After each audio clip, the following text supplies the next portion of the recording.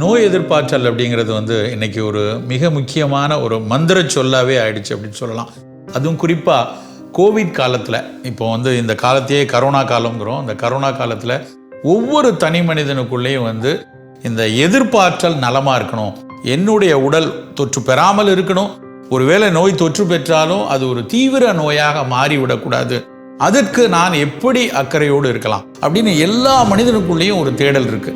இந்த சூழல்ல நவீன அறிவியல், நீ இந்த விட்டமின் சி எடுத்துக்கோ, ஜிங்க் சத்தை எடுத்துக்கோங்க, விட்டமின் டி சத்து இருக்கட்டும், இவையெல்லாம் சரியா இருந்தாலே உன் எதிர்ப்பாற்றல் சரியா இருக்கும் அப்படின்னு அவங்க சொல்றாங்க.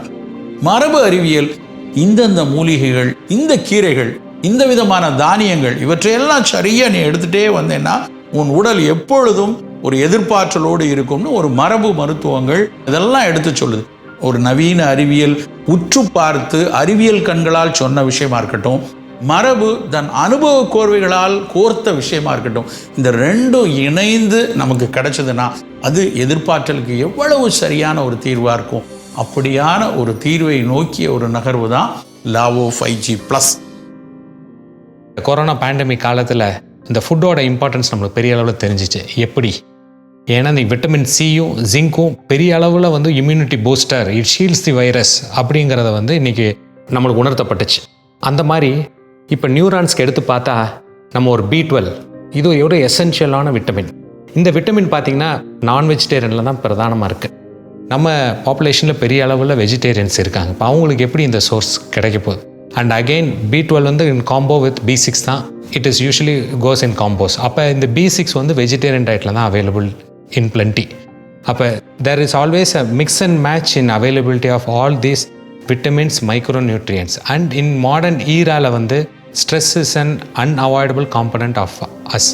ஸோ எப்படி இந்த ஃபுட் காம்பனண்ட்ஸும் ஸ்ட்ரெஸ்ஸுக்கும் நான் ரிலேட் பண்ணுறேன்னா, இந்த ஒரு நல்ல ஒரு ஃபுட் சப்ளிமெண்ட் எடுத்துக்கிட்டால் இந்த ஸ்ட்ரெஸ் மேனேஜ்மெண்ட்டுக்கு யூஸ்ஃபுல்லாக இருக்கும்னு ஐ ஸ்ட்ராங்லி பிலீவ். அதில் எவால்வ் ஆகி வந்தது தான் லாவோ 5G+.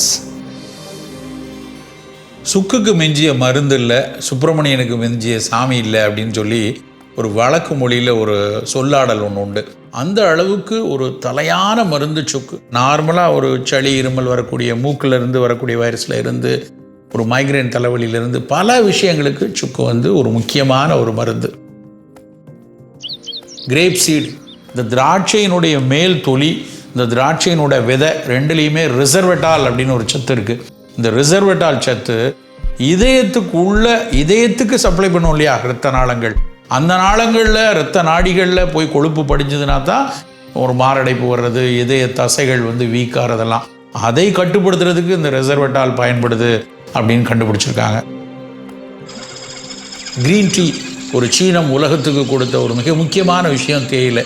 அந்த கிரீன் டீ இலை, அந்த கிரீன் டீ இலையில் ஒரு புற்றுநோயை தடுக்கிற தன்மை, சர்க்கரை கட்டுப்பாடோடு வைத்திருக்கிற தன்மை, இப்படி பல மருத்துவ குணங்கள் அந்த கிரீன் டீயில் இருந்துகிட்ருக்கு. ஜிங்கோபா பைலோபா, உலக நாடுகளில், சீனாலேயும் ஐரோப்பாலேயும் ஆஸ்திரேலியாலேயும் பல நாடுகளில் இருக்கக்கூடிய ஒரு முக்கியமான ஒரு மருத்துவ மூலிகை ஜிங்கோபா பைலோபா.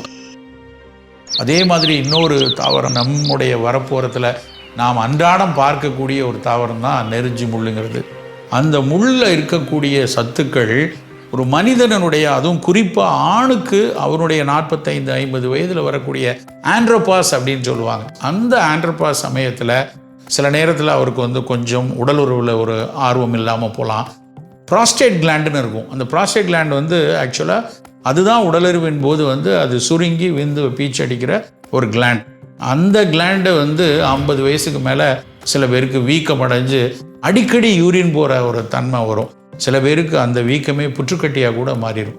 அதற்கு இந்த நெருஞ்சி முள் பயன்படுது அப்படின்னு கண்டுபிடிச்சிருக்காங்க. இந்த நெருஞ்சி முள், ஜிங்கோபா பைலோபா, அப்புறம் இஞ்சி, சுக்கு, அது மாதிரி grape seed extract, green tea, இது எல்லாவற்றினுடைய சத்துக்களையும் இணைத்து கொஞ்சம் ஒவ்வொரு விஷயங்களுடைய சத்துக்களும் நமக்கு தினசரி கிடச்சிட்டு இருந்ததுன்னா அது பல நோய்களிலிருந்து நமக்கு ஒரு பெரிய காப்பை கொடுக்கும். இன் டோட்டோ ஒரு ஃபிசிக்கல், மென்டல் வெல்பீயிங்க்கு ஒரு காம்போ ஆஃப் விட்டமின்ஸ், ஒரு natural extract with micronutrients, vitamin C, zinc, vitamin A, B complex, calcium with ஒரு natural extract of grape seed extract, ginkgo extract and நெருஞ்சி முள்ளிலிருந்து எடுக்கப்பட்ட எக்ஸ்ட்ராக்ட், ஒரு பெரிய shield. Is very very important. அதில் evolve ஆனதான் love of 5G+.